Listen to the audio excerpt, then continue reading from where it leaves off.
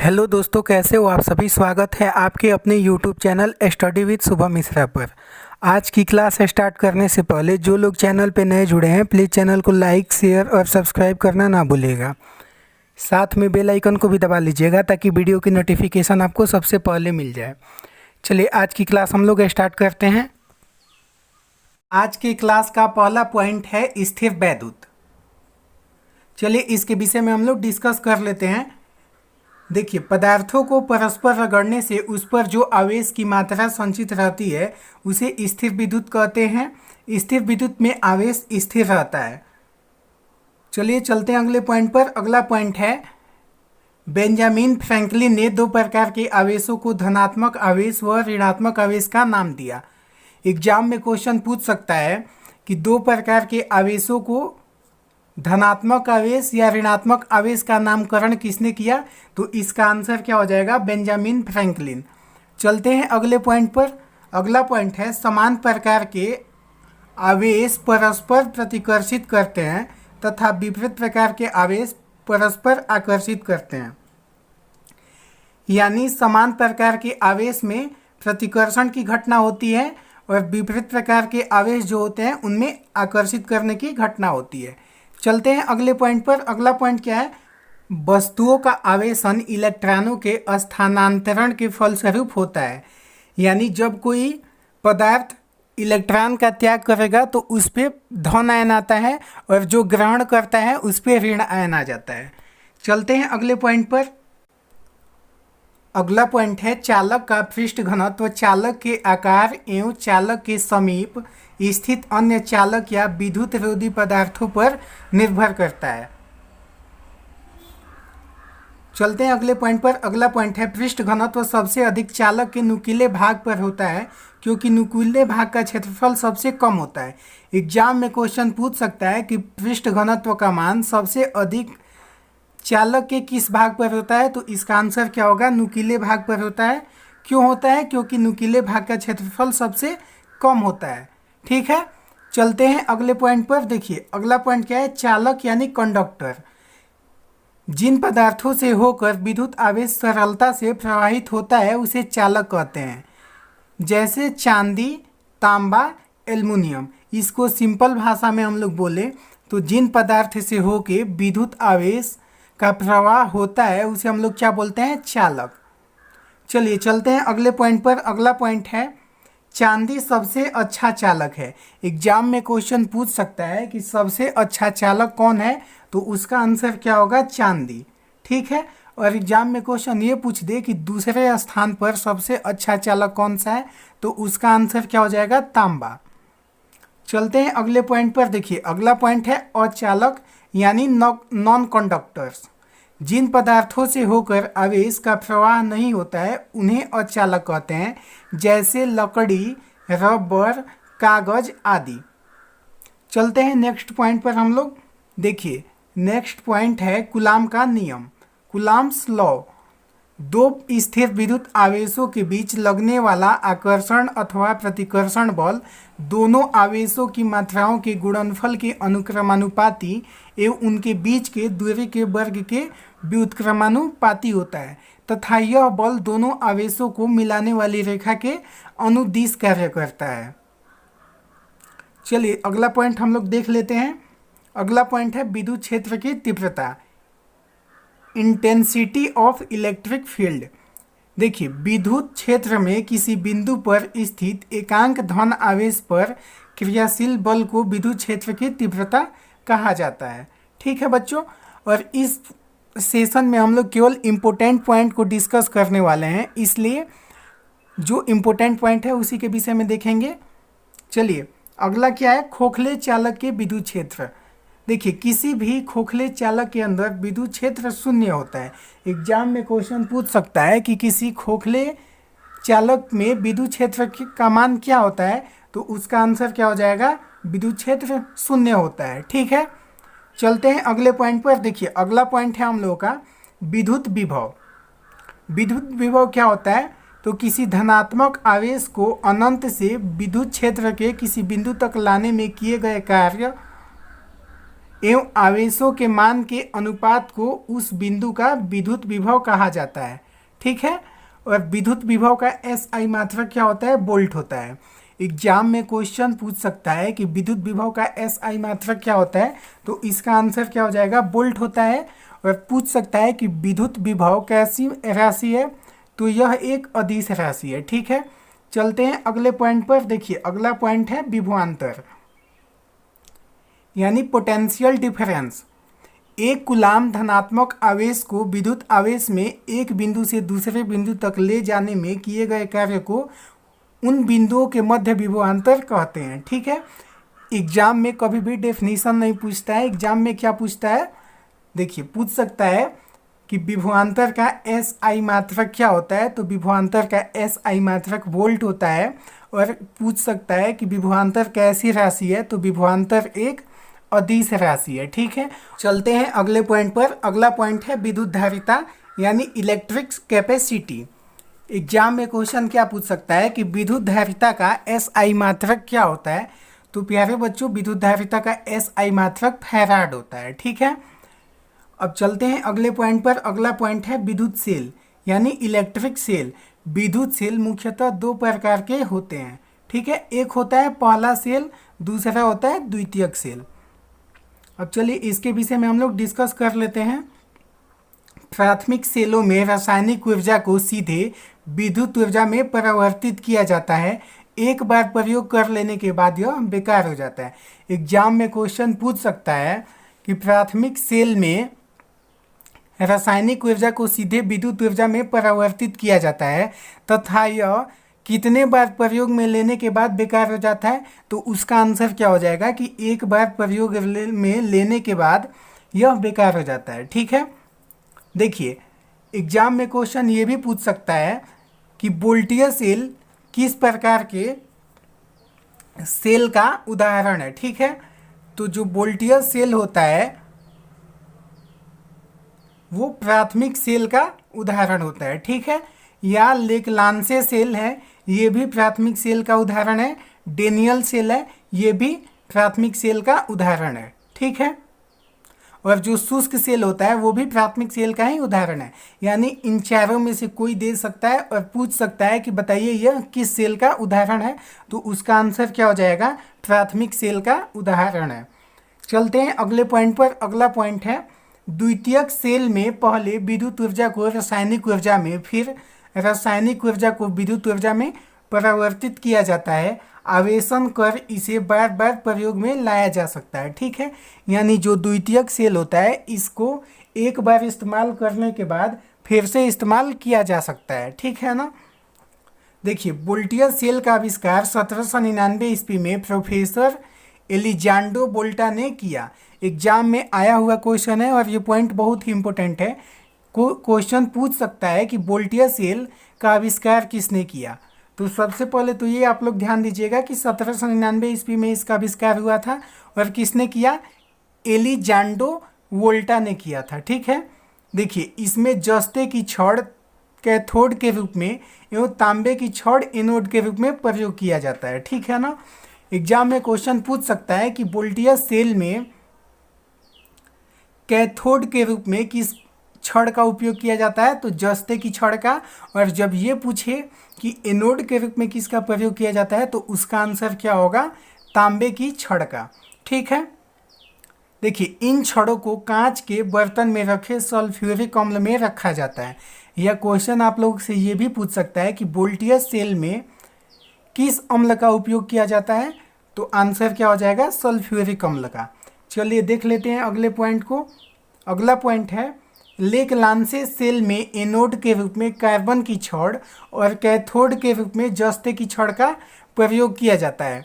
इन छड़ों को कांच के बर्तन में रखे अमोनियम क्लोराइड में रखा जाता है। ठीक है बच्चों, यहाँ से 3 प्रकार के क्वेश्चन बन सकते हैं। पहला क्वेश्चन क्या होगा?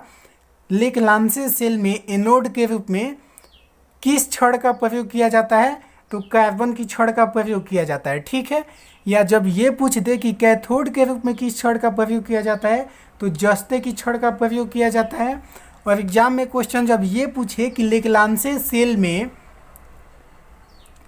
कौन से क्लोराइड का उपयोग किया जाता है? तो अमोनियम क्लोराइड का प्रयोग किया जाता है। ठीक है, चलिए देख लेते हैं अगले पॉइंट को। अगला पॉइंट है लेक्लांसे सेल में एनोड के रूप में प्रयुक्त कार्बन की छड़ मैग्नीज डाइऑक्साइड व कार्बन के मिश्रण के बीच रखी जाती है। ठीक है, चलिए चलते हैं हम लोग अगले पॉइंट पर।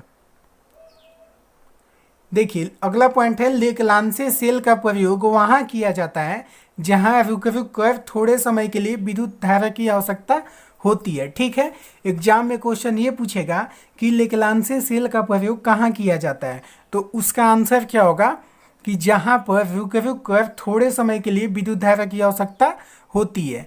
या एग्जाम में क्वेश्चन ये भी पूछ सकता है कि विद्युत घंटी कौन से सेल का उदाहरण है, तो विद्युत घंटी लेक्लांसे सेल का उदाहरण है। जब क्वेश्चन ये पूछे कि जो टेलीफोन होता है वो कौन से सेल का उदाहरण है, तो इसका आंसर क्या हो जाएगा? लेक्लांसे सेल का उदाहरण ये भी है। चलिए चलते हैं नेक्स्ट पॉइंट पर हम लोग। अगला टॉपिक है विद्युत धारा। विद्युत धारा क्या होता है, चलिए इसके विषय में हम लोग डिस्कस कर लेते हैं।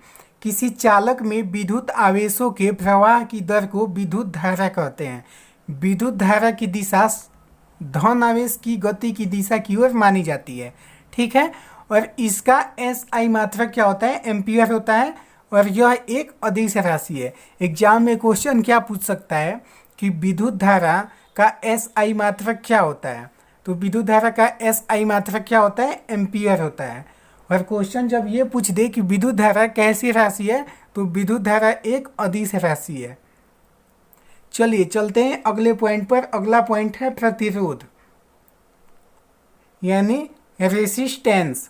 किसी चालक में विद्युत धारा के प्रवाहित होने पर चालक के परमाणुओं तथा अन्य कारकों द्वारा उत्पन्न किए गए व्यवधान को ही चालक का प्रतिरोध करते हैं। ठीक है, यानी जब किसी चालक में विद्युत धारा का प्रवाह हम लोग करते हैं तो उस चालक के परमाणुओं या अन्य कारकों द्वारा धारा के प्रवाह में व्यवधान उत्पन्न किया जाता है। इसी व्यवधान को क्या बोलते हैं हम लोग? प्रतिरोध बोलते हैं। और एग्जाम में क्वेश्चन पूछ सकता है कि प्रतिरोध का SI मात्रक क्या होता है, तो प्रतिरोध का SI मात्रक ओम होता है। अगला पॉइंट हम लोग देख लेते हैं क्या है? ओम का नियम। ओम का नियम के विषय में हम लोग डिस्कस करने वाले हैं। देखिए यदि चालक की भौतिक अवस्था जैसे ताप आदि में कोई परिवर्तन न हो तो चालक के सिरे पर लगाया गया विभवांतर उसमें प्रवाहित धारा के अनुक्रमानुपाती होता है, यानी V अनुक्रमानुपाती I या V इक्वल टू क्या हो जाएगा? R/RI। ठीक है, चलिए चलते हैं अगले पॉइंट पर। अगला पॉइंट है ओमीय प्रतिरोध। ओमीय प्रतिरोध क्या होता है, चलिए इसके विषय में हम लोग जान लेते हैं। जो चालक ओम के नियम का पालन करते हैं उनके प्रतिरोध को ओमीय प्रतिरोध कहा जाता है। ठीक है, एग्जाम्पल देख लीजिए, मैग्नीज का तार। एग्जाम में क्वेश्चन पूछ सकता है कि मैग्नीज का तार किसका उदाहरण है, तो ओमीय प्रतिरोध का उदाहरण है। ठीक है, चलिए अगला पॉइंट देखते हैं हम लोग, अनओमीय प्रतिरोध। जो चालक ओम के नियम का पालन नहीं करते हैं उनके प्रतिरोध को अनओमीय प्रतिरोध कहते हैं, जैसे डायोड वाल्व का प्रतिरोध, ट्रायोड वाल्व का प्रतिरोध। ठीक है, एग्जाम में क्वेश्चन पूछ सकता है डायोड वाल्व का प्रतिरोध किसका उदाहरण है, तो इसका आंसर क्या हो जाएगा? अनओमीय प्रतिरोध का। या क्वेश्चन जब ये पूछ दे कि ट्रायोड वाल्व किसका उदाहरण है, तो इसका भी आंसर क्या हो जाएगा? अनओमीय प्रतिरोध का। चलिए अगला पॉइंट देख लेते हैं हम लोग, चालकता यानी कंडक्टेंस। किसी चालक के प्रतिरोध के व्युत्पन्न को चालक की चालकता कहते हैं। इसे G द्वारा सूचित किया जाता है। ठीक है, और इसका SI मात्रक क्या होता है? इसका SI मात्रक सीमेन होता है।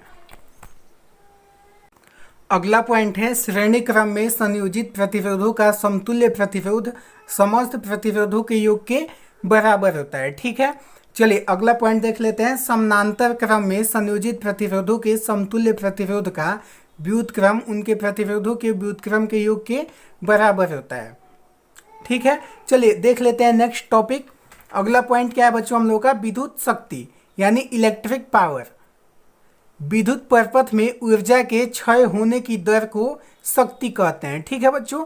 और एग्जाम में क्वेश्चन क्या पूछेगा कि विद्युत शक्ति का एस आई मात्रक क्या होता है, तो विद्युत शक्ति का एस आई मात्रक क्या होता है, वाट होता है।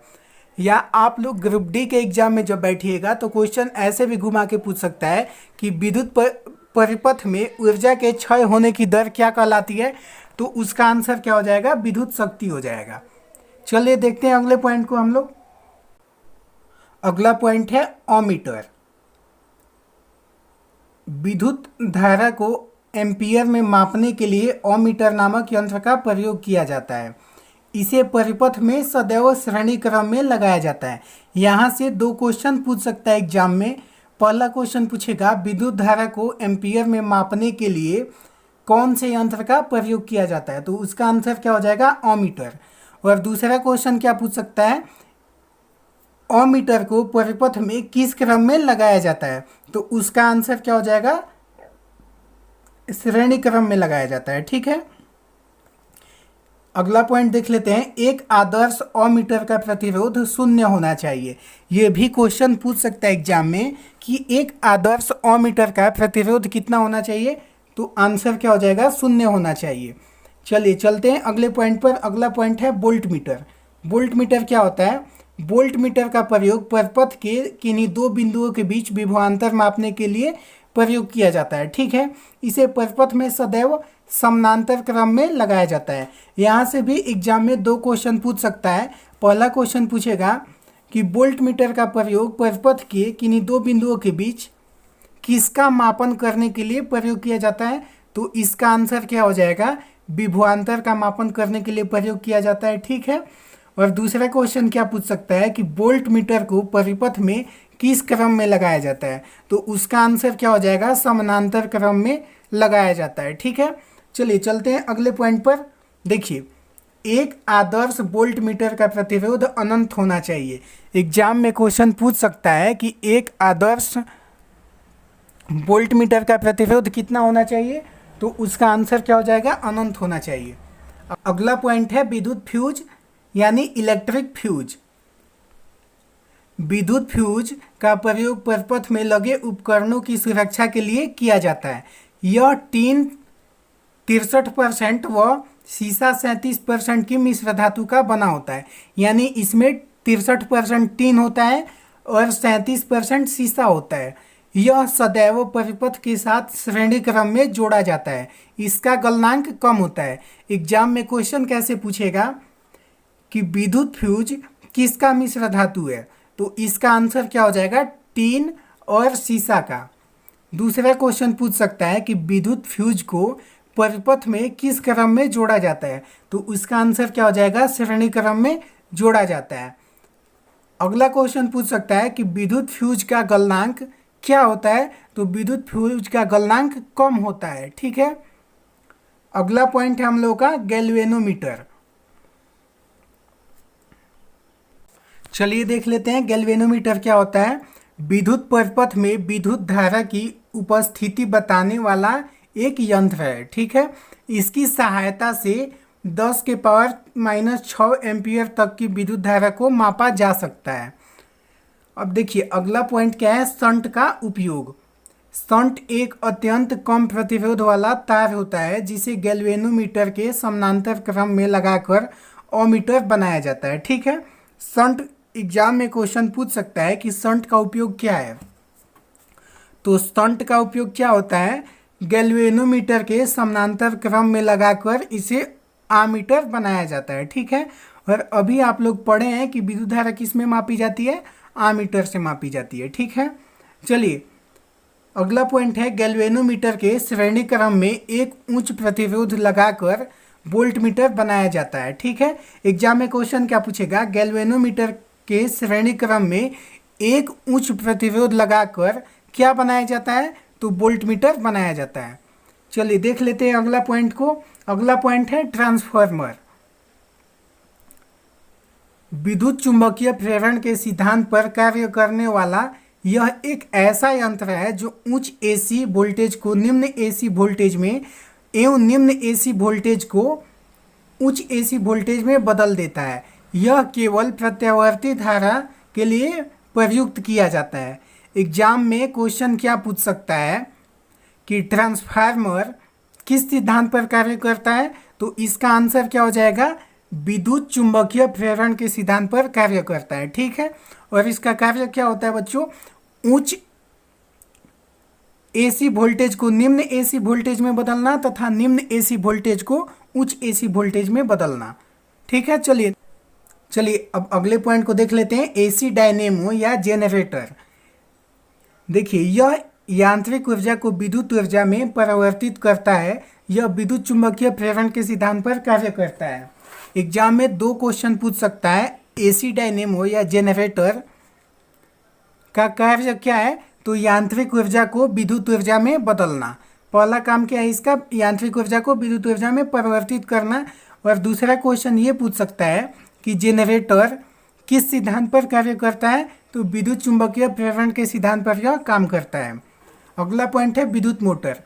विद्युत मोटर यानी इलेक्ट्रिक मोटर, यह एक ऐसा यंत्र है जो विद्युत ऊर्जा को यांत्रिक ऊर्जा में बदल देता है। यह विद्युत चुंबकीय प्रेरण के सिद्धांत पर कार्य नहीं करता है। एग्जाम में क्वेश्चन पूछ सकता है कि विद्युत मोटर का कार्य क्या होता है, तो इसका कार्य क्या होता है, विद्युत ऊर्जा को यांत्रिक ऊर्जा में बदल देना। ठीक है, चलिए अगले पॉइंट पर चलते हैं। अगला पॉइंट है माइक्रोफोन।